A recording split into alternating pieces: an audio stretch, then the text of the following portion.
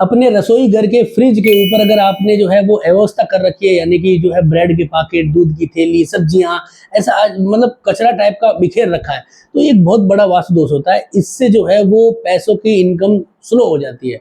लेकिन याद रखिएगा कि अव्यवस्था ही वास्तु दोष होता है, यानी कि वहां पे जो बिखरापन है, अगर आपने व्यवस्थित कर रखा है तो कुछ नहीं होता। ऐसा ही एक वीडियो देखा था किसी महानुभाव का, उसने कहा था कि फ्रिज शनि है।